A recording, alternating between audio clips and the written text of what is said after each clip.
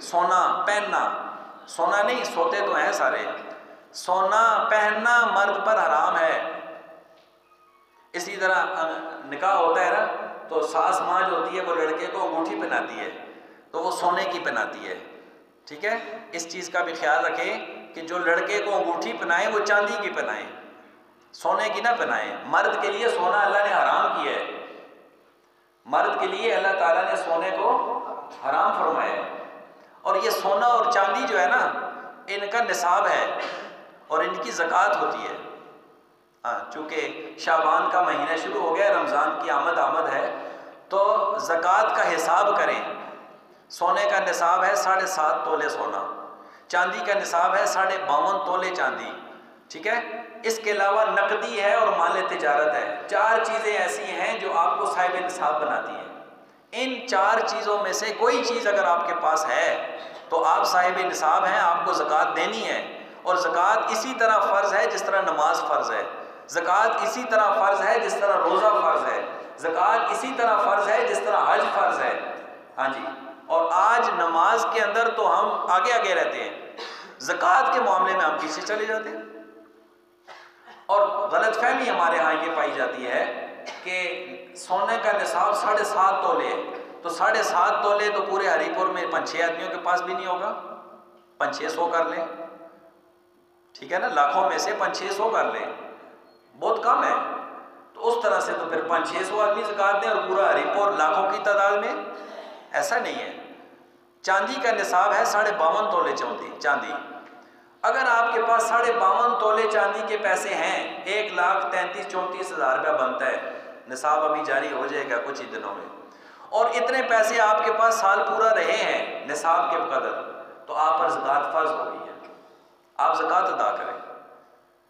یوم یحمى علیہا فی نار جہنم فتقوی بہا جباہہم وجنوبہم وظہورہم، جس دن سونے اور چاندی کو پگھلایا جائے گا اور ان کے پیشانیوں پر پگھلا کر کے ڈالا جائے گا اور کہا جائے گا ھذا ما کنزتم لانفسکم، یہ ہے وہ خزانہ جو تم اپنے لیے جمع کر کے رکھتے تھے، فذوقوا ما کنتم تکنزون، آج عذاب کا مزہ چکھو جو تم خزانے بنا بنا کر کے رکھتے تھے۔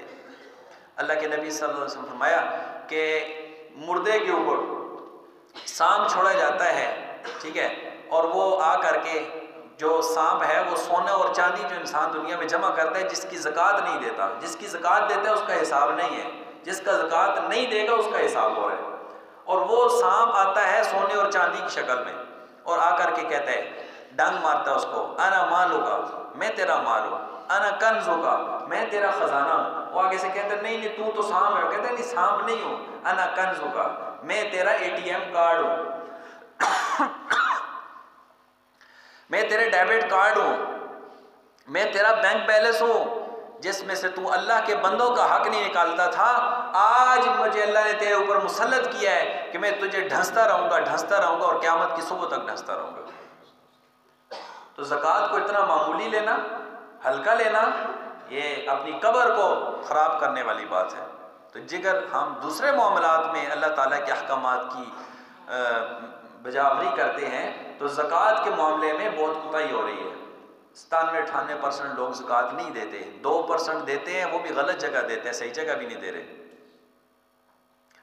تو سونے کا نصاب 7.5 تولے سونا اس صورت میں ہے صرف سونا ہی سونا ہو، 1 روپیہ بھی آپ کے پاس نہ ہو، چاندی بھی نہ ہو، مال تجارت بھی نہ ہو، نقدی بھی نہ ہو، پھر نصاب 7.5 تولے سونا ہے۔ لیکن اگر آپ کے پاس پیسے بھی ہے، کچھ چاندی بھی ہے، کچھ مال تجارت بھی ہے، کچھ ضرورت سے زائد سامان بھی ہے، تو پھر آپ کا نصاب 7.5 تولے سونے والا نہیں ہے، پھر آپ کا نصاب 52.5 تولے چاندی کے حساب سے ہوگا۔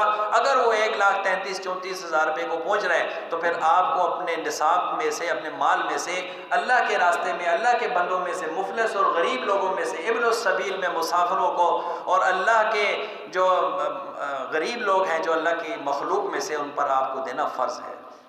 اس کا اہتمام فرمائیں۔ لوگ رمضان کا انتظار کرتے ہیں کہ رمضان میں ہر عبادت دگنا چگنا ہو جاتی ہے، لیکن اگر کسی کا نصاب کا مال اس سے پہلے پورا ہو رہا ہے، سال پہلے پورا ہو رہا ہے، تو رمضان کا انتظار نہ کریں۔ زندگی کی سانسوں کا کوئی پتہ نہیں ہوتا، ہو سکتا ہے ہمارے ذمہ زکوٰۃ رہ جائے اور ہم مر جائیں، تو اس چیز کا بھی احساس کریں کہ ہم زکوٰۃ دے کر کے مریں، ہمارے اوپر کسی کا حق نہ ہو، اللہ کا حق بھی نہ ہو، بندوں کا حق بھی نہ ہو۔ تو سراقہ بن مالک نے